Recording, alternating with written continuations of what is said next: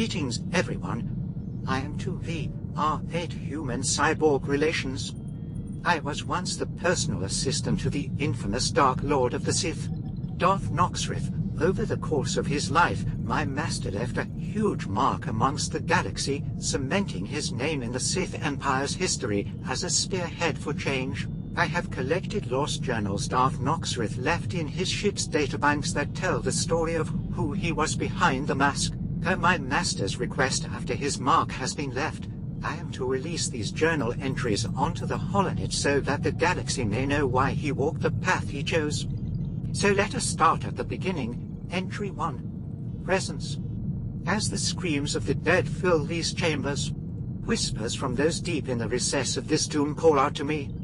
I feel as if I am descending into madness, and yet, these voices, they sound so familiar. As if I heard them speak to me once before in a dream. They tell me tales, stories that I am destined to become powerful. Whether or not I believe these to be truths or poison, they show me things. They show me how to harness the powers the guardians of these minds can wield.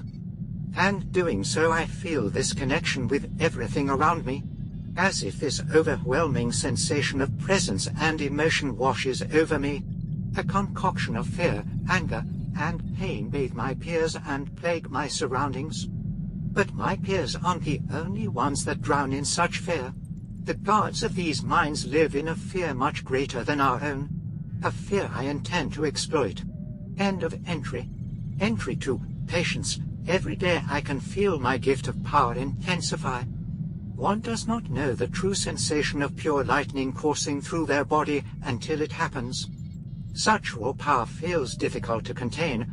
I feel as if I am on the brink of collapse, struggling to maintain my composure as I continue to mine these ancient tombs. Even so, to my surprise, the guards have yet to sense my powers, but I can sense theirs. Perhaps I am masking my capabilities. Perhaps the spirits of these tombs protect me, or just maybe, they are weak. A facade of strength that stands before me is nothing more than a mere pawn in a much larger game. A game I will soon begin to play myself. The time will come soon for me to show my newfound strengths. I will need to orchestrate a way to grasp the attention of those my subjugators report to. End of entry. Entry 3. Hate.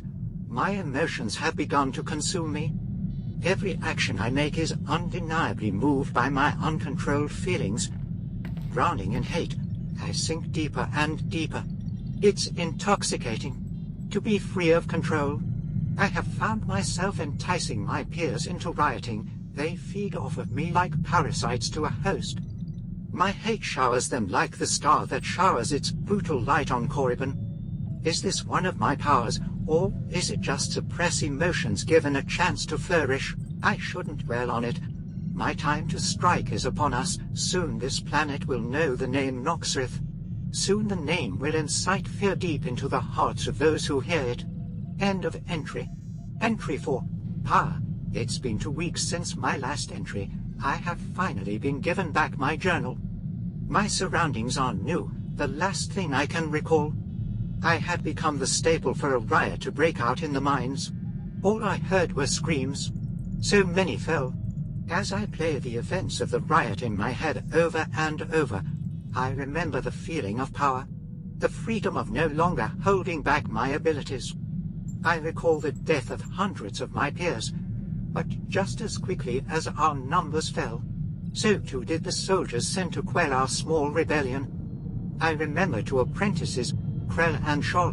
Krell I would watch intently as the days went on. He focused his efforts on training with his weapon. I watched as he practiced every strike, every slash, every stab.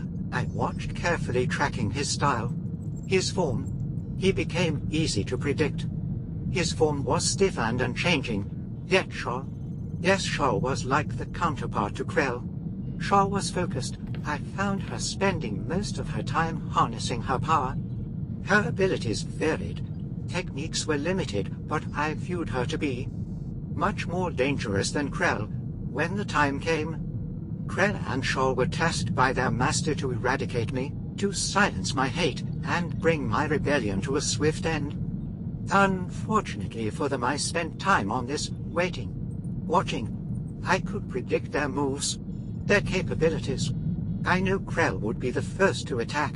Shol shared a similar mind to my own. She wanted to see what I was capable of first. A way to assess the situation. I did not disappoint. She watched as every strike Krell attempted to make was thwarted by a simple step to the side. My heart raced with adrenaline as I narrowed in on my chance to strike at Krell. As predicted, Krell went for an overhead attack, which after carefully dancing around the attack, I reached down and grabbed his hilt, forcing him to keep his blade to the ground. Krell was shocked by this action, boasting to me that he will not be beaten to a mere slave. I could sense him cracking already. He held firm to his anger, but fear was slowly setting in. I was privy to Shol's move. She felt this the opportune time to strike, believing me to be distracted by Krell. She attempted to fire lightning at me, and though powerful as it was, with the outreach of my hand, I consumed that raw power and made it my own.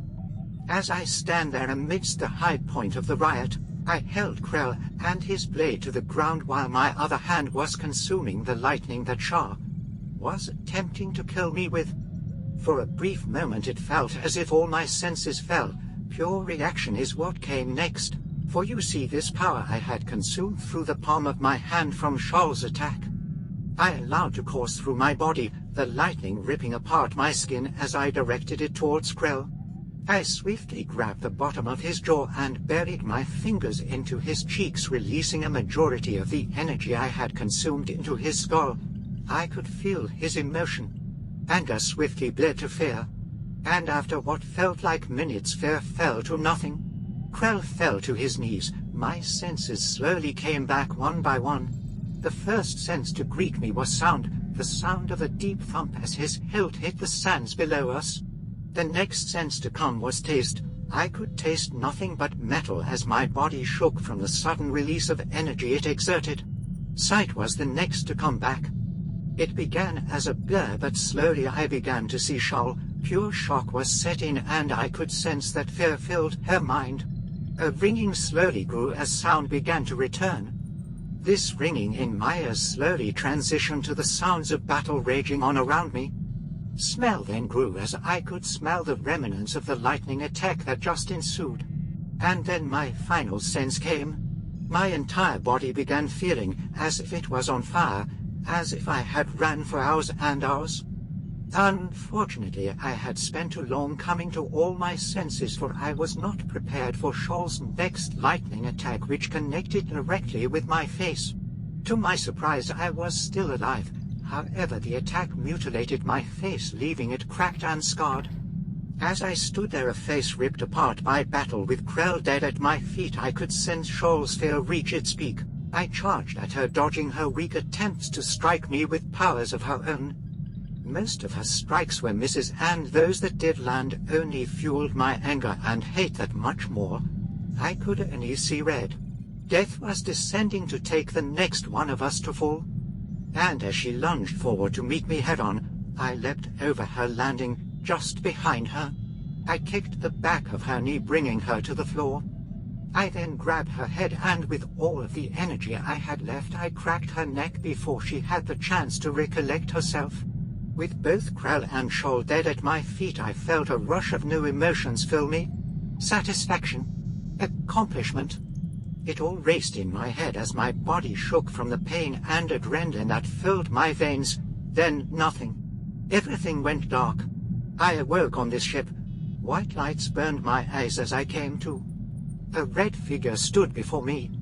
Hair as black as night and tendrils hanging from his face, the figure spoke to me, telling me that I had proven myself worthy to begin my trials to become Sith. End of entry. Thank you for tuning in, and don't forget to like and subscribe.